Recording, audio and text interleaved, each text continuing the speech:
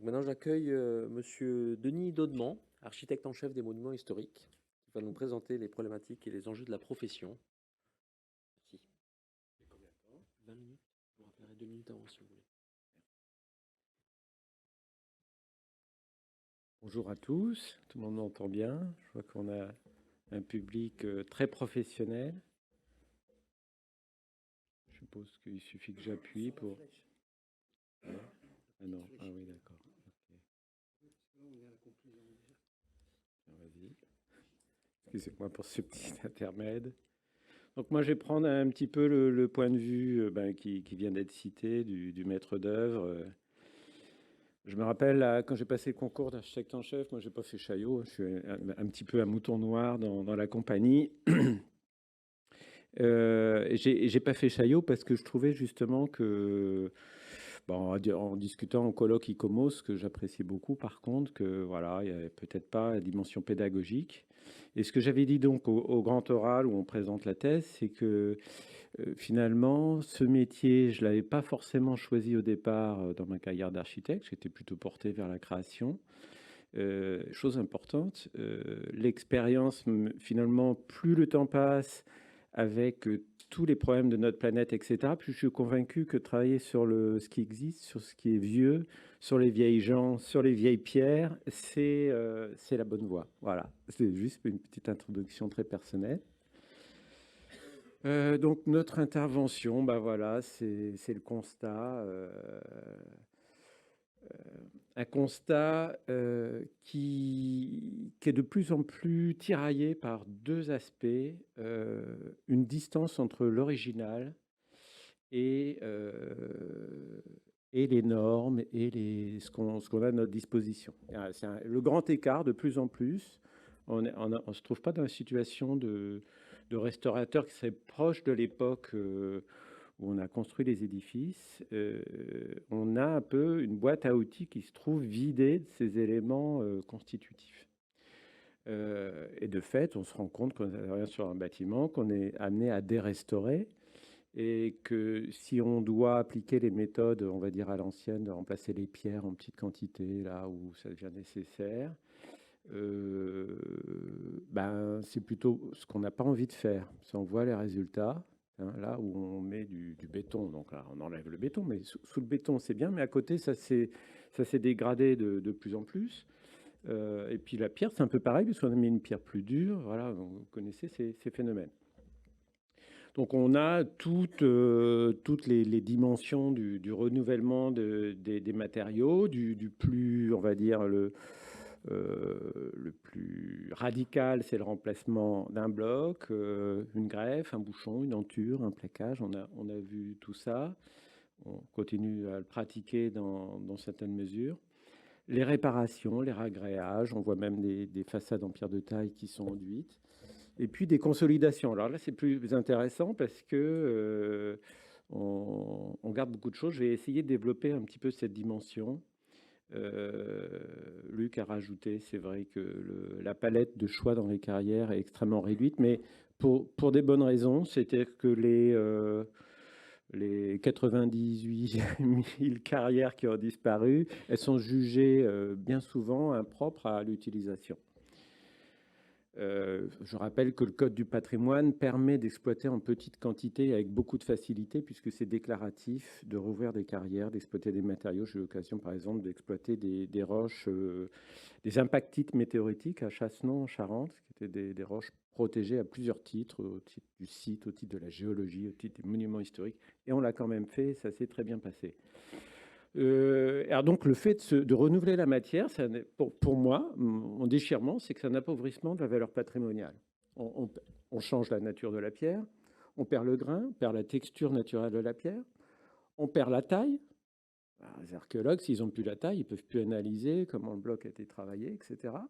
Les traces d'outils, les marques de tailleur, ça va jusqu'à la sculpture, évidemment. On perd quand on fait travailler même le meilleur sculpteur, il ne fera pas exactement l'original. Il y aura toujours des nuances. La patine du temps, on la perd aussi. L'oxydation, là, tout ça, ça fait partie du charme d'un monument. Hein. C'est son phare, C'est ce qui fait qu'on aime nos monuments, ça joue avec la lumière, etc. Et tout ça, il faut le garder, parce que si c'est pas pathologique, hein, si les aspects... D'ailleurs, c'est un sujet, hein, l'aspect, c'est pas garantie décennale. Et souvent, les clients disent ah, ça a changé d'aspect, machin, il y a des petits défauts qui apparaissent. Mais non, c'est la garantie décennale, l'assurance, on ne fait pas jouer pour ça. Et puis surtout, ça nous fait perdre le calcin naturel et l'homogénéité d'un parement dans sa porosité, ce rapport à l'extérieur. Si on a tout un parement de la même époque, il a la même peau. Et dans une peau, ben, quand vous perdez une couche de la peau humaine, eh ben, ça ne réagit pas de la même manière au soleil, etc. Donc il y a vraiment les valeurs patrimoniales qui sont en jeu dans ces questions-là. C'est l'authenticité. Voilà, dans les critères de protection des monuments historiques qu'on voit à CRPA, critères d'authenticité, donc l'ancienneté, la valeur archéologique, la matière elle-même et sa forme, et la valeur symbolique et sacrée. Vous vous rappelez quand on restaure, enfin quand les anciens, les évêques, etc., décident de reconstruire une cathédrale, bien souvent ils recyclent les matériaux. C'est juste que la matière est sacralisée par l'usage.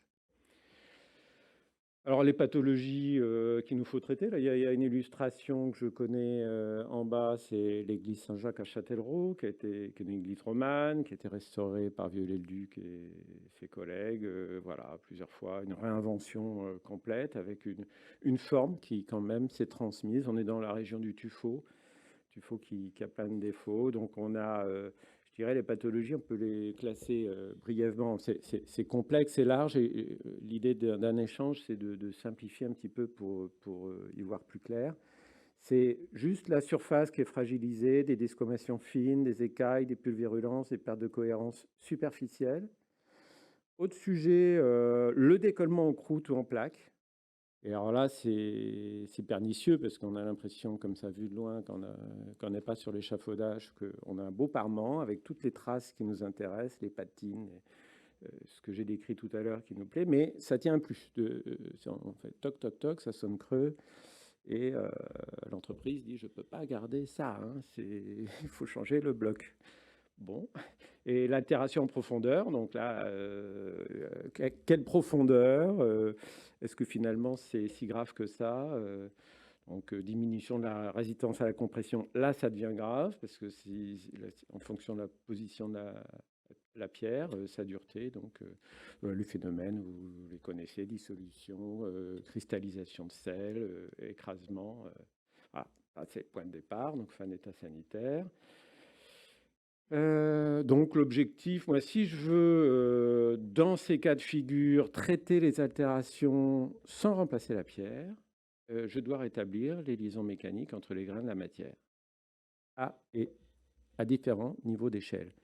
Et c'est tout l'intérêt de la proposition de Biocalcis, donc j'entre un petit peu dans la publicité du procédé, c'est de pouvoir traiter le micrométrique, 0,02 mm, et le macroscopique jusqu'à une certaine limite. Et après, le relais, c'est d'autres. Luc l'a évoqué pour les fissures, c'est d'autres matériaux. Mais par exemple, si il a cité la fissure, si la surface, si le plan de fracture sur les deux faces de la fissure sont pas solides, ça ne sert à rien de recoller. Hein. Donc, voilà, ça répond. Donc, les avantages du biocalcis, la granulométrie tendue, je viens de le citer. La forte diffusion, ah oui, parce que si c'est superficiel, silicate d'éthyle, ça va, une fois. Hein, on a le droit de jouer qu'une fois. Bon, les observations qu'on a fait en expérimentation sur différents tuffeaux, la cathédrale de Tours et puis Saint-Jacques à Châtellerault, montrent que, et aussi à Saint-Front-de-Périgueux, montrent que la diffusion est supérieure au silicate d'éthyle. On a vraiment une diffusion qui est la même que celle de l'eau. Enfin, c'est le sentiment que j'ai eu. Sentiment que j'ai avec Biocalcis, c'est que je n'ai pas de chimie, j'ai pas une boîte à outils. C'est un phénomène que j'observe quand je vais dans une grotte géologique, avec de la calcite qui se forme. Voilà. Pas de polluant.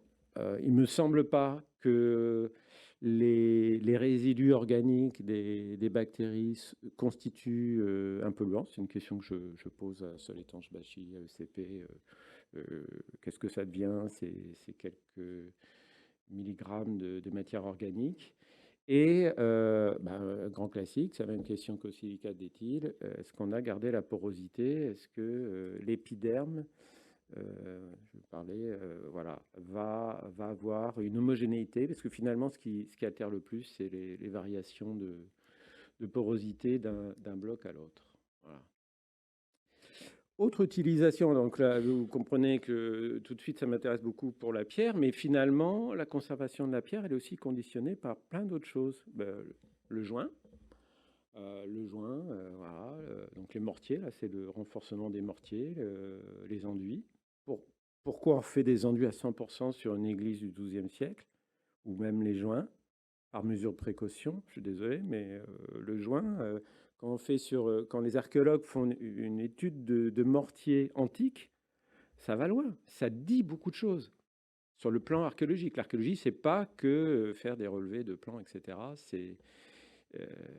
C'est aussi des analyses de sable qui peuvent provenir des actions aussi. Comment on fait un mortier à l'époque antique, à l'époque romane, on ne le fait pas de la même manière. Ça n'a pas le même sens, même spirituel. Voilà. Enduit, joint, cœur de maçonnerie. Cœur de maçonnerie, ça c'est intéressant par rapport au troisième point. On fait des coulinages. Donc, je me rappelle, moi, quand je suis rentré dans le service, l'inspection ou la conservation, couline, et puis après on verra les problèmes structurels plus tard. Le coulis, ça va suffire. En fait, le coulis, quand on démonte une maçonnerie qui a été coulinée, on a une araignée qui est parfois créée, qui est pas mal au niveau consistance, adhérence, mais qui est dans une grotte de sable. Donc, ça remplit juste un vide, mais ça ne reconstitue pas ce qui était annoncé dans la demande de la conservation, qui est d'assurer la cohérence entre les éléments. C'est-à-dire les pierres, est-ce qu'elles sont reliées les unes aux autres? Donc, il me semble intéressant le procédé biocalcise pour transformer un remplissage qui est assez sableux, soit parce qu'il s'est altéré, soit parce que d'origine il a été voulu comme ça, et qui puisse établir une continuité entre les blocs avant de positionner, par exemple, un tirant. Alors, si le coulinage associe un tirant, mais même s'il ne l'est pas.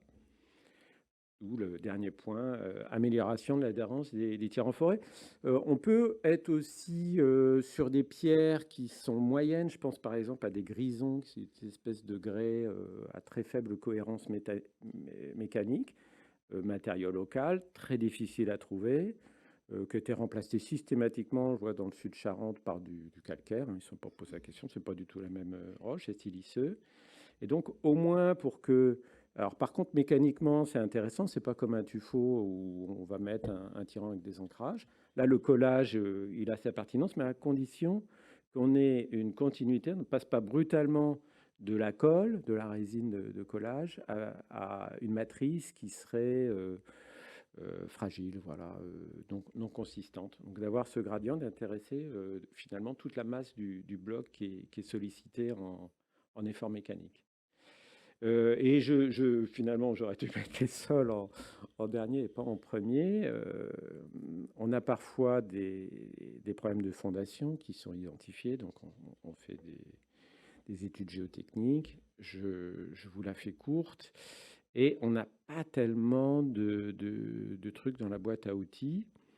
Il y a le procédé Urtec, procédé d'injection haute pression. Ça arrive même à soulever les sols, etc. Mais avec l'expérience, je me rends compte que ça joue sur finalement l'hydraulique du sous-sol. Quand on chasse l'eau, voilà, c'est qu'il y a, une fois qu'on a renforcé des sols avec ce type de procédé, il y a une amélioration. Elle n'est pas homogène et elle peut évoluer dans le temps. Alors, on nous promet toujours une stabilisation. Donc, effectivement, au bout d'un an, on s'aperçoit que ça se tasse. Mais moi, j'aime pas trop des choses dynamiques qui se stabilisent à court terme. Je n'ai pas de visibilité sur le long terme. Donc, je pense que respecter la structure d'un sol, c'est exactement comme respecter la structure d'une pierre. Je fais une analogie, c'est qu'une question d'échelle.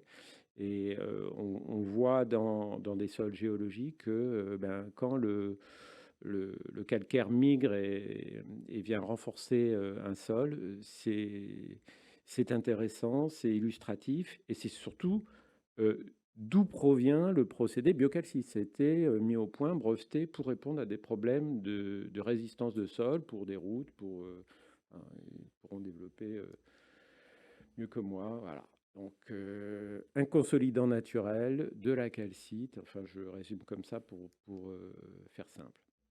Alors, euh, je finis par le sol, c'est un petit peu logique, mais si on revient à la pierre, finalement, la porosité, elle nous intéresse pour ce procédé qui c'est je pense qu'il n'est pas adapté pour les pierres qui seraient altérées avec une porosité très fine. On l'a observé par exemple à la cathédrale de Tours, on avait des tuffeaux, des calcaires trop denses, peu poreux, et finalement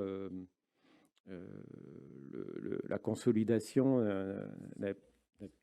5 minutes, je suis là. Pour répondre à des questions si vous voulez. Voilà, donc les grès, alors là, on a des grains de sable.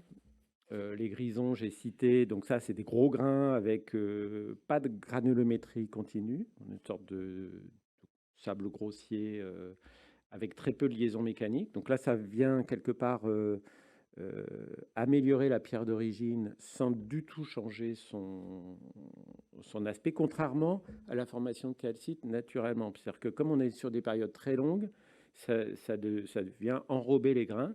Et là, on a une intervention flash, je vais dire, où ça crée la liaison, ça s'arrête, donc il n'y a pas de modification d'aspect.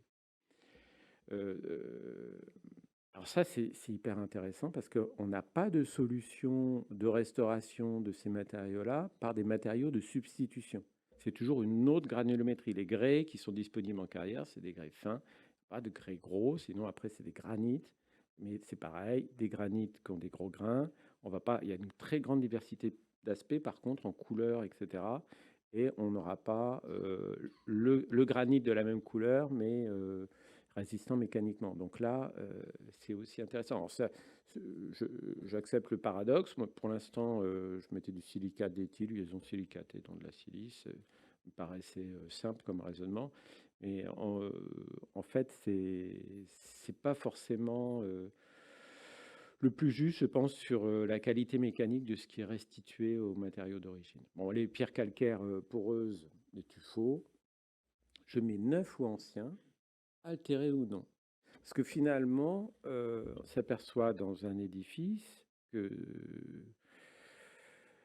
on va mettre du tuffeau qui est neuf, qui a son degré d'humidité, un tuffeau qui sort de carrière. Bon, on l'aurait essuyé. Moi, j'ai vu des édifices du 19e siècle, en particulier la cathédrale d'Angoulême, la cathédrale de Périgueux restaurée par Paul Abadie vers 1850 et jusqu'à 1870, où il y avait une énorme demande de calcaire coquillé. Donc, je ne parle pas de tuffeau, mais de calcaire coquillé, mais dont la matrice peut s'apparenter à un tuffeau plutôt dur.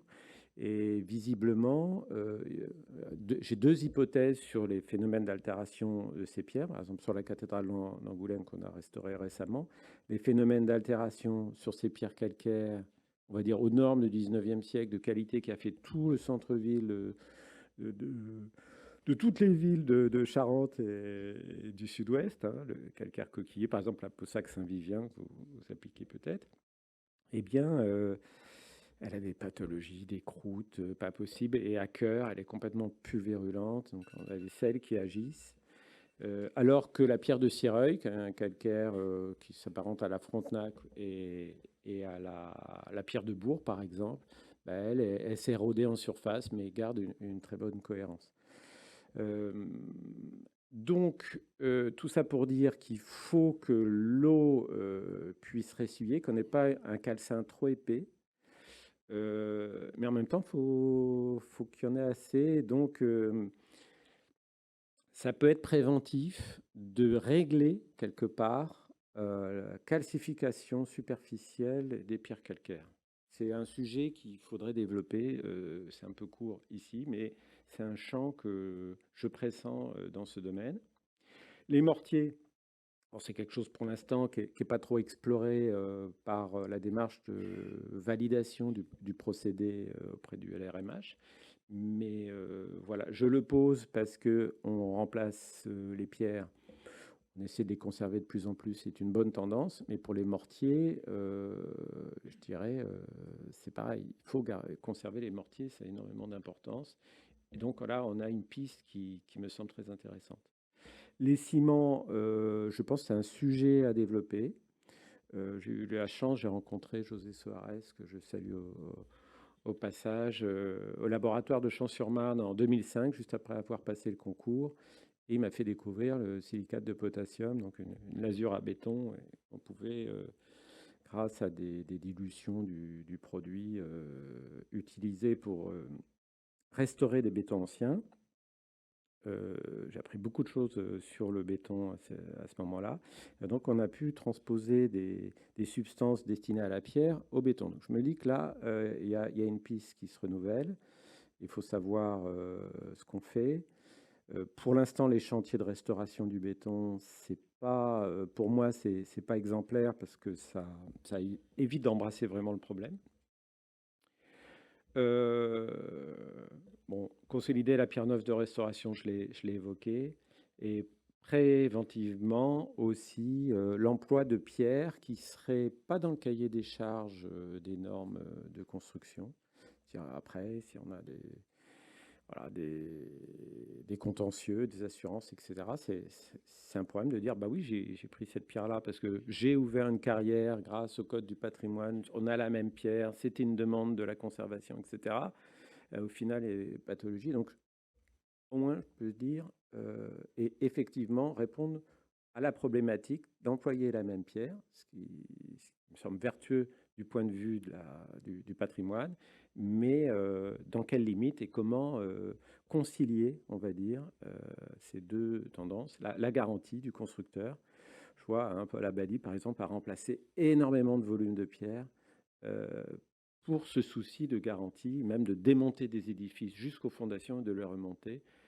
Ils avaient déjà à cette époque-là un grand souci de la garantie. Et ben voilà.